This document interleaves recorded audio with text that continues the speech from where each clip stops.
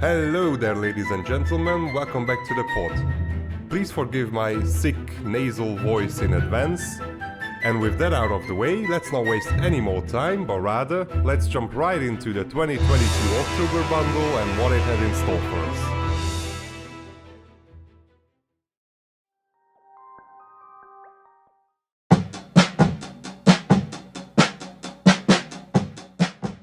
The Isles of Black Reef are host to a weird, fucked up utopia, or dystopia, dependent on your stance.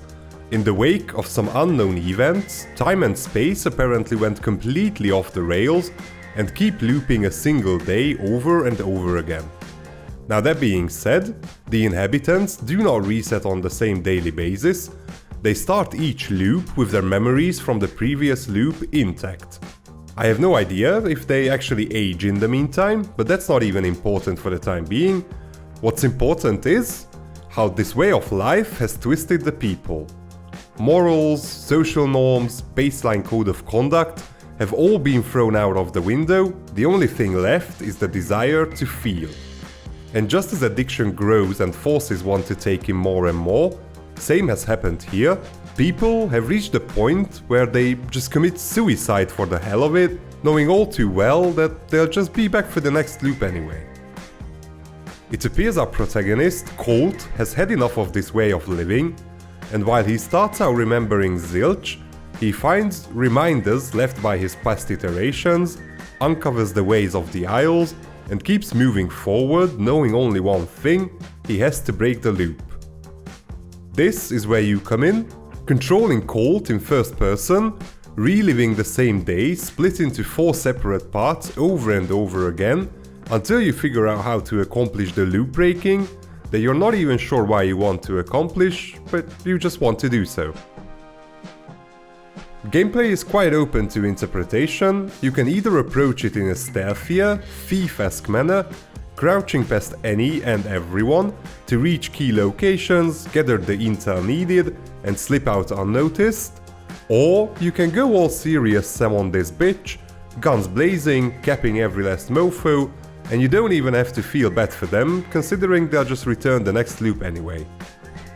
Starting out, latter approach is probably preferable, considering it allows you to look through every last nook and cranny to find the hidden items, codes, different paths that lead from one place to another. In return, however, you'll have to engage those enemies, which, to be honest, feels quite lackluster. Don't get me wrong, gunplay isn't shit, there's just no weight behind it, no oomph to make you really want to keep fighting. On the other hand, discovering the cleverly built districts is super fun. Slowly but surely mentally piecing together routes is as satisfying as in any other stealth game. Visual style and quality, just as well as sound work, also boosts the gameplay experience further, and so do the little snippets of background story you can find hidden around. I had a great time so far with Deathloop, and hopefully I'll have the time to come back to it. I feel it's probably more suitable for the stealther audience than those looking for action FPS titles, but I would still genuinely recommend it for anyone to at least try and see if it sticks.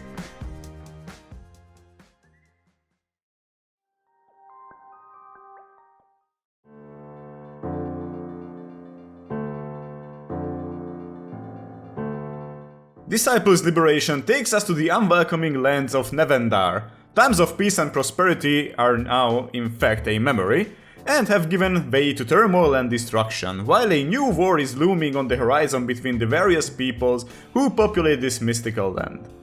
We will start the game just as mercenaries, hired by one of these factions to take out an imperial priest.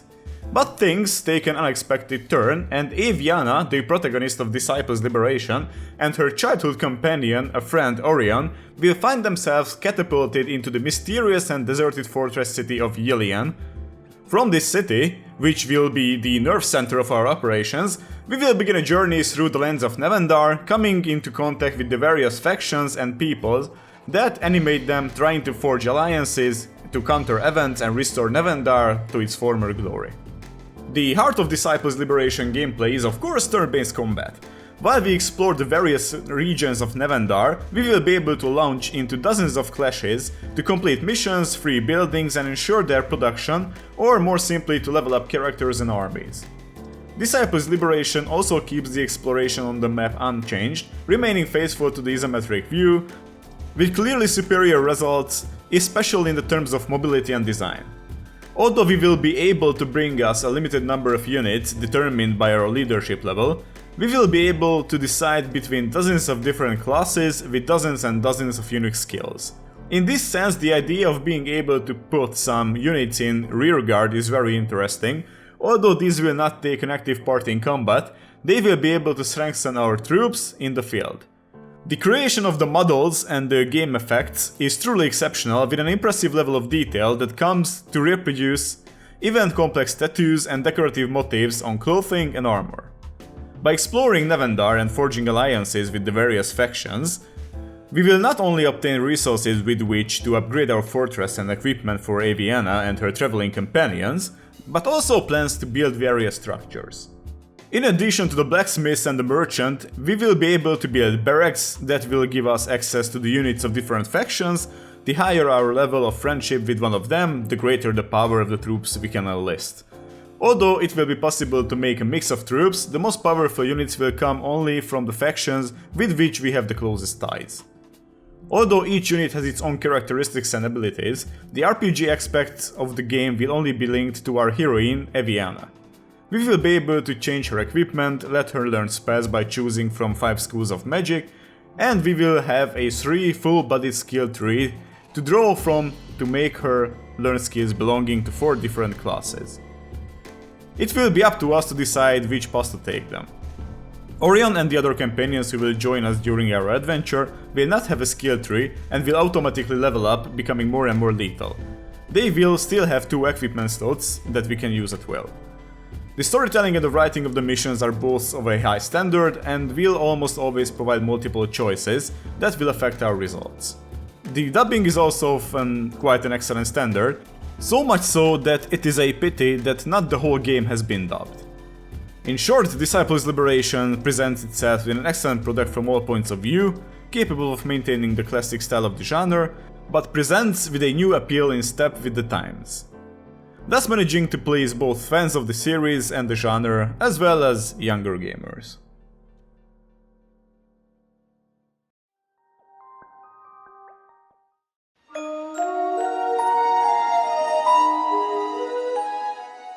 It was 7 months ago in March that we received the first part of the Dark Pictures anthology, Men of Medan, and I enjoyed that well enough so that had I the time on my hands, I would have definitely went out and built the other parts as well.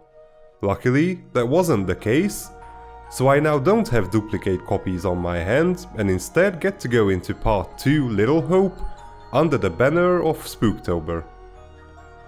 Moving away from the Caribbeans, long-lost military experiments and all that funk in part 1, Little Hope is a story revolving around its namesake town, Little Hope, and starts out by introducing a completely dysfunctional family that also gets to be completely killed off within the boundaries of the tutorial. You then jump to modern day, same place, and control a group that headed out for a field trip, suffered a bus accident and are trying to find their way out of a fog that seems to want to keep them in.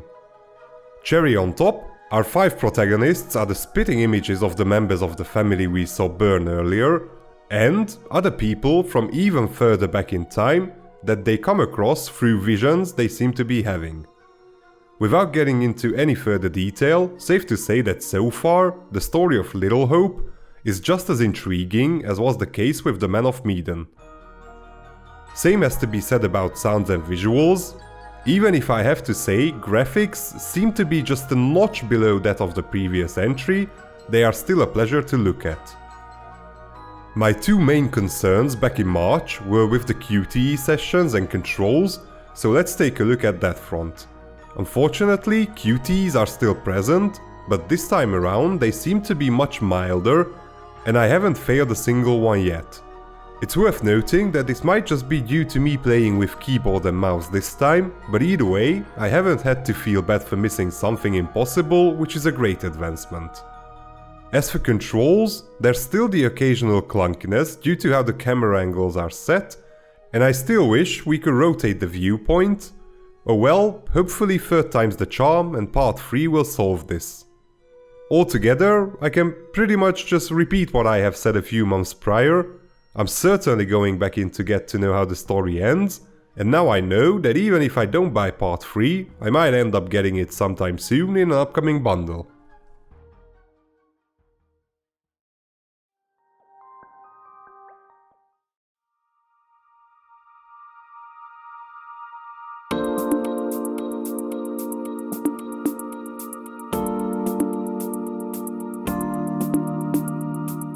The plot of Epic Chef is simple but well thought out and sees us take on the role of Zest, a boy who inherited the famous Villa Calamitozza in Ambrosia.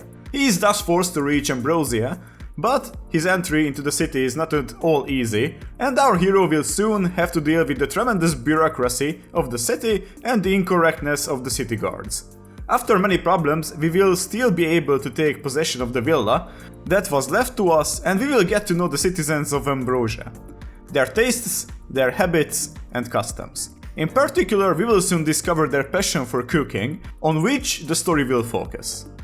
I can without a doubt define Epic Chef's gameplay as fresh, immediate and moderately fun.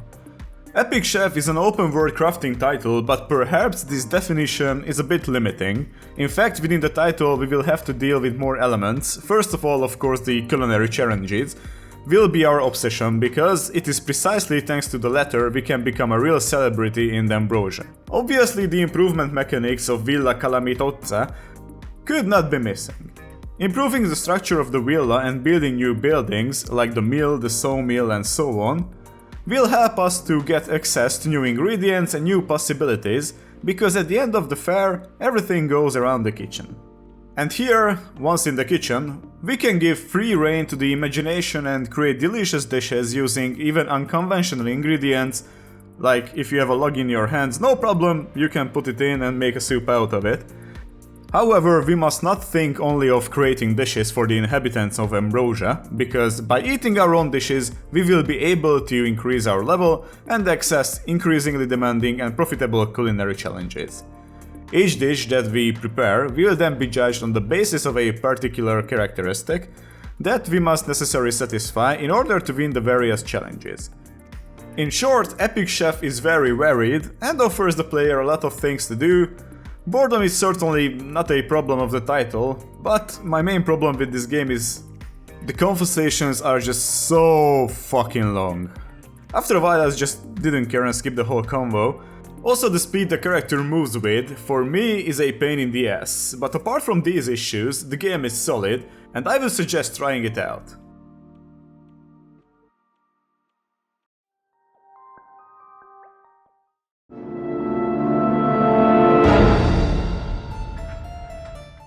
Spooktober entry number 2 for horror game aficionados is Maid of Sker. This horror-themed walking sim puts you in the first-person view of Thomas after you receive a mysterious letter from your sweetheart asking you to basically come and rescue her from her father. I love how the game starts, with gorgeous views of a train heading through a pine forest, beautiful music playing in the background and a solid voiceover. Just about everything is set for a great experience. Unfortunately, immersion is broken off roughly 10 seconds in, when your first task is to get off the train and you realize Thomas is possibly the stupidest person alive. Case in point A, he packed all his stuff for the trip, but then he just decides to get off and practically leave everything behind with no fucks given. And point B, he's absolutely incapable of tackling obstacles roughly knee-high, be it a pile of suitcases at the very start, or later fallen trees, logs, bar stands, fences, you name it. Latter is of course a direct result of Maid of Sker being the type of horror walking sim that just sends you down narrow hallways, either literally or figuratively speaking. To each their own, but personally I'm not a fan of this, and thus have found core gameplay pretty dull. Walk forward, open doors, search rooms, for pretty much the next door to open, occasional really simple puzzle, occasional jump scare, rinse and repeat. Sometime in, enemies also join the picture, members of a cult that are blind as bats, to be fair, which is a fairly obvious state of being considering they wear haystacks over their head, but in return are said to have great hearing and are totally pissed off by any noise you make. Almost any noise, that is, because there's a secret technique to overcome their hearing. You might not have thought of this ever before, but if you cover your mouth with your hands, even your footsteps become nestled, you could pretty much sort out wedges to anyone around, they still wouldn't notice. Long story short, gameplay is fairly dull and dumb, but just as through the intro, visuals, music and sound design stay strong all the way, and I also found the story intriguing enough to consider actually finishing the game. Not as intriguing to be considering playing through if I wasn't already roughly halfway through, but gameplay isn't so bad that I couldn't take another, let's say, 2.5 hours of it.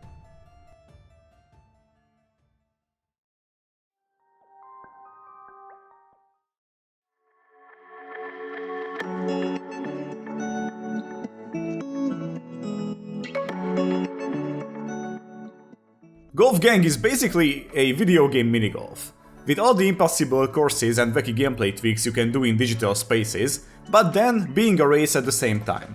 The goal is not only to get the ball into the hole with as few strokes as possible, but also to get there as quickly as possible. So at the end of the hole, you will have 2 different scores against which you must accumulate to determine your rank or addition of points when playing multiplayer. It's a moderately fun twist and it works well thanks to the intuitive controls. On PC startup, there's only a mouse support where you can simply look and click pull back to set the power of your swipe. You can keep hitting the ball even while it's in motion, but there's a cooldown that's longer or shorter depending on how much power you put with the last hit. This often leads to painful follow-up opportunities that are lost for fractions of a second or total loss of progress over the course as everything goes a little wrong. The courses, as one would expect, become progressively more and more challenging, the overall visual style is absolutely minimalist, and there are a handful of environmental themes from standard green grass to ice to fall to Halloween and so on. Each can introduce a little twist, like slippery ice that adds even more danger, or piles of fall leaves that will slow your ball down. There are plenty of jumps to manage, ramps to try and hit full blast, and wacky mid-air modifiers. The balloons will make you bounce, giving you an extra shot, while the circles will turn you into a small golf ball for a few moments. It can get really quite technical as you try to chain them together and their layouts themselves get more complicated.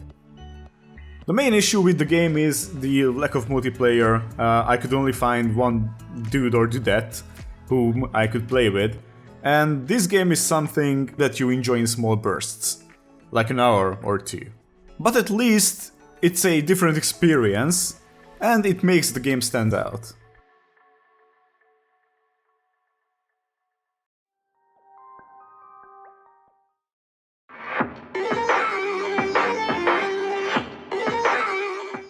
If you're into deck builders, you're probably already familiar with Monster Train, as following its release 2 years ago, it was all over social media. In case you're not one to keep up with the genre, here's a quick rundown on what's to be expected. Monster Train is a roguelike deck builder, or in other words, your goal will be to beat ever tougher bosses by playing creatures and spells you draw from a deck of cards that you can continually enhance as you get deeper and deeper in the rings of hell. Just a minor flavor twist being this time, you're not in hell because you want to X the devil, but rather you're there because that's your home turf. The asshole angelic forces froze it all, and you're attempting to reignite the place with the last remaining core being the cargo of the train of your run. This train will also be the place where you fight every battle, with enemy forces entering on the bottom of the 4 floors turn by turn. One after another, good and evil both get to swing at what's in front of them once, and then the angelic forces move up a floor, rinse and repeat until they either die or reach the very top and destroy your core. An interesting setup which allows for vertical interactions on top of what the genre offered previously, and definitely worth checking out. While difficulty starts out much milder than what the norm would be looking at other titles, ramping it up is all in the player's hands through unlocking higher difficulties by beating the previous ones, adding custom modifiers to the run, and even within runs, by enabling random modifiers on each battle for a greater challenge, but also a greater reward. There's also little room left for concern when it comes to replayability, with 5 different clans to choose from in the base game, each of them sporting 2 champions, having to choose both a main and a sub-faction each run, all the mutators, the cards, items and combos to discover, daily challenges. I'd say, if you're interested, you're well set to be distracted from anything else for a noticeably long time.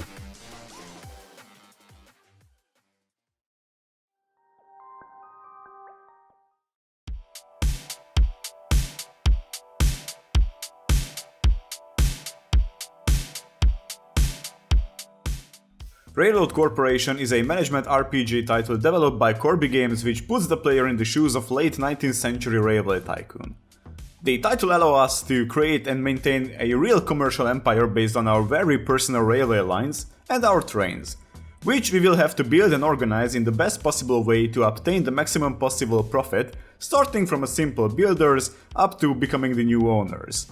Railroad Corporation has only partially convinced me due to some defect that didn't go unnoticed during my test, both on the graphic and on the content side, which caused some difficulties in the progress of the game. Like how finicky is when you construct your rails, how long does it take to wait for your money to pour in, or how long does it take your trains to get to point A to B. It's by far the best part of the game, looking for great opportunities to quickly increase revenue. Is there a field nearby and there happens to be a farm in your city? You can make some quick money bringing in grain from the farm and also to the city, should it be one of its demands. The demands of cities do change over time depending on their size and how well linked they are. That's probably the best aspect of Railroad Corporation, the fact that your actions, your decisions to supply a location with what it wants naturally allows it to develop faster. The only real thing to add for the campaign is that there is also an overarching experience system. If we complete side objectives in the missions, we can get more experience, a certain side objective in each mission being to beat it within a certain number of days.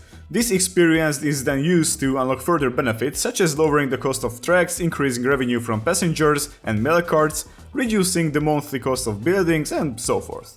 So Railroad Corporation is a mixed bag, to be generous to the game. While it has certain strong points like the corporation building aspects, featuring a large variety of structures and businesses to supply and even own, as you utilize them to expand your corporation and develop the towns and cities around you.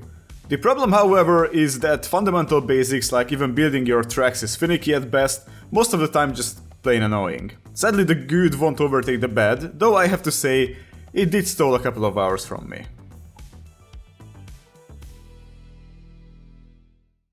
Seminars are well on their way, leaves have started falling, my factory in shapes from last month is also growing well, but it was time to put all that aside and dive head into the Spooktober bundle. It's good to see strong headliners coming in once again.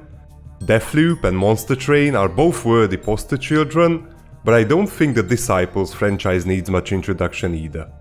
As far as how everything did, the headliners took the Veni Vidi Vici approach and delivered as expected, and so did the second entry of the Dark Pictures anthology. Little Hope comes in with just as intriguing of a story as Men of Medan did. Further good news is, once again we don't have anyone lagging behind. The rest of the group can also flex some strong points, even if other aspects turn out to be lacking. Either way, they'll collectively get to hang out in second class. With a total of 19 points out of the maximum 24, October just barely missed out on tying for first place, but there's not much to be said about really, it's still a solid bundle of games. As always, don't forget YouTube appreciates if you do YouTube things for the hive mind, and we'll see you again next month.